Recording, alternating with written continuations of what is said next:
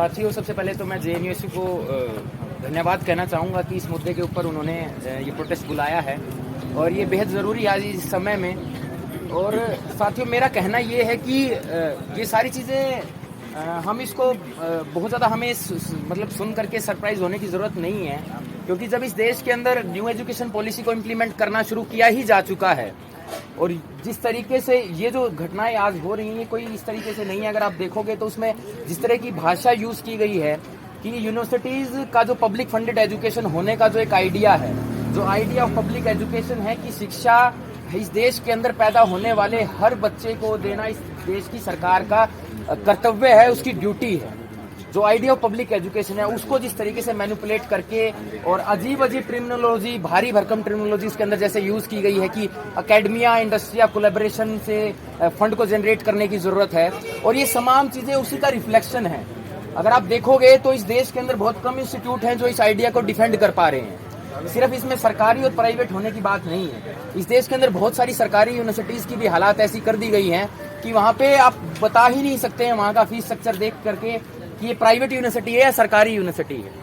मैं अक्सर जब भी बात करता हूँ तो मैं बताता हूँ कि मैं जहाँ से आता हूँ मेरे घर से 4 किलोमीटर दूर एक यूनिवर्सिटी है, वो भी सरकारी यूनिवर्सिटी है, लेकिन वहाँ का जो फीस स्ट्रक्चर है,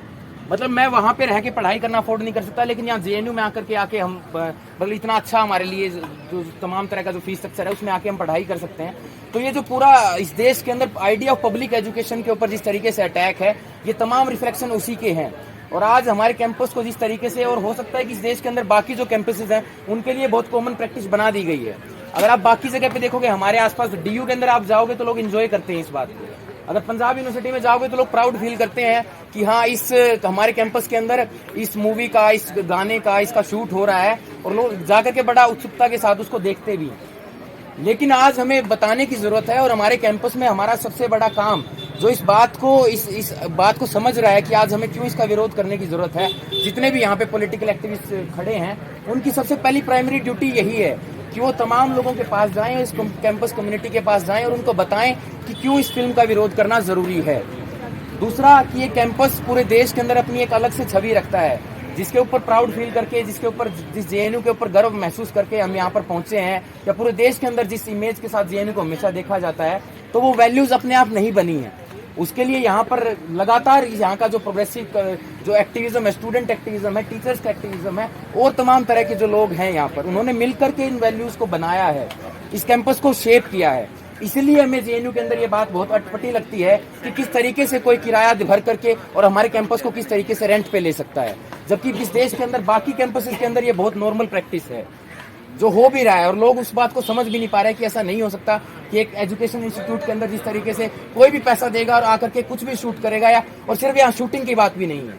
और भी बहुत सारी चीजें इस कैंपस के अंदर की जा सकती हैं। कल को हो सकता है कि आरएसएस, बीजेपी तमाम वैसे करते हैं अभी भी ये अनऑफिशियली, लेकिन हो सकता है आने वाले दिनों में और ओपनली आकर के हमारे कन्वेंशन सेंटर को पूरी तरीके से घेर करके, और मतलब पैसा देके कोई कुछ भी कर सकता है फिर। तो ये तमाम तरह की चीजें हैं जो समझने की जरूरत है। और ये कैंपस हमारे लोगों ने बनाया है, हमारी विचारधारा, हमारे लोगों ने संघर्ष करके इस कैंपस को बनाया है, जिसके ऊपर आज पूरे देश के अंदर लोग गर्व महसूस करते हैं कि यहाँ जेएनयू जैसा कोई संस्थान है जहाँ इस बात पे कोई बहस नहीं है कि जिसके पास पैसा है वही पढ़ पाएगा, जहाँ पर कोई भी जाकर के कहीं से भी जाकर के जो पढ़ाई कर सकता है और बड़े बड़े सपने देख सकता है, अपने सपने पूरे कर सकता है। तो ये जो वैल्यूज है, इस वैल्यूज को आज प्रोटेक्ट करने की जरूरत है। और ये अटैक को हम कोई छोटा अटैक नहीं समझ सकते हैं कि जो कुछ हो रहा है कि कोई आया और उसने 20 लाख रुपए, 19 लाख रुपए जितने भी पे किए और उसने अपना कैंपस पूरा रेंट पे ले लिया, और वो हमें बता रहा है कि हमें यहाँ से नहीं यहाँ से जाना है। तो ये कैंपस वो कैंपस है जिसके अंदर हम अक्सर बोलते हैं कि एक चाय का कप का प्राइस भी कितना होगा वो बिना स्टूडेंट रिप्रेजेंटेटिव से बात किए बिना तय नहीं हो सकता था।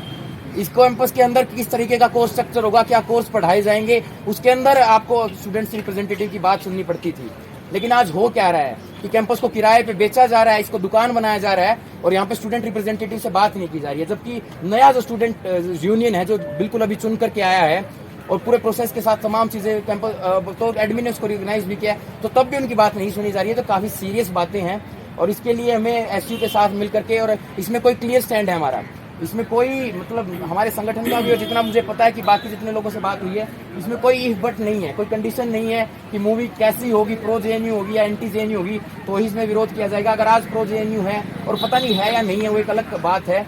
तो कल हो सकता है कि जेएनयू के खिलाफ जो मूवीज बन रही हैं आज तो उनको सेट क्रिएट करना पड़ रहा है। आप लोगों ने देखा होगा जिस तरीके से पीयूष मिश्रा का वो पूरा वीडियो सामने आया, किस तरीके का सिस्टमेटिक अटैक है, आप लोग समझ ही रहे हैं। तो हो सकता है कि कल उसकी शूटिंग यही हो, जेएनयू को डिफेम करने का पूरा अभियान यहीं से शुरू किया जाए। तो इस बात को काफ़ी सीरियसली हमें लेना है। ये कैंपस हमारा है, ये कैंपस हमारा घर है, और हमारे घर को कौन किराए पे देगा, क्या करेगा क्या नहीं करेगा, ये यहाँ के स्टूडेंट तय करेंगे, ये एडमिन तय नहीं कर सकता है, यहाँ की स्टूडेंट यूनियन तय करेगी। इसमें हमारा क्लियर स्टैंड है। और इतना कहते हुए मैं अपनी बात को खत्म करता हूँ कि ये जो यूनियन ने जो 24 आवर्स का अल्टीमेटम दिया है, इस अल्टीमेटम के बाद हमें अपना जो प्लान ऑफ एक्शन है वो हमें तय करना पड़ेगा। और ये जो कैंपस में जिस तरीके से हो रहा है ये शूटिंग, और इस बात को मतलब गंभीरता से लेकर के कल हमें इस बात पे स्ट्रांगली एजिटेट करना पड़ेगा। और आप तमाम लोग यहाँ से जाकर के लोगों से बात करेंगे, क्योंकि उनको समझाना उतना ही जरूरी काम है। हो सकता है बहुत सारे लोगों को ये नॉर्मल प्रैक्टिस लग रही हो इस कैंपस के अंदर भी, तो काफी जरूरी है लोगों से बात करना, उनको जाकर के बताना कि ये सारे रिफ्लेक्शंस है कैंपस को धीरे धीरे प्राइवेट हाथों में बेचने के। और जिसकी शुरुआत पहले जिस तरीके से बताया कि अपोलो, धोबी घाट, इस तरीके की चीजें से हुई है, और बराबर में ही डीयू है। कोई ज्यादा समय नहीं लगता है कि यहाँ पे भी बोलेंगे कि मैकडी बना देना चाहिए, ये गंगा ढाबा की एरिया, इसको केसी को पूरा एक मॉल बना देना चाहिए। ये तमाम चीजें आने वाले दिनों में हो सकती हैं जो हम बिल्कुल हमारी आंखों के सामने हैं। तो इस बात को रजिस्ट करना है, ये कैंपस हम लोगों ने बनाया है, इसको बचाना भी हमारी जिम्मेदारी है। इतनी बात कहते हुए मैं आप लोगों अपनी बात खत्म करता हूँ। और कल जो भी यूनियन का कॉल होगा ये भी उम्मीद करता हूँ कि आप लोग उसमें भी बढ़ चढ़ करके हिस्सा लेंगे। शुक्रिया।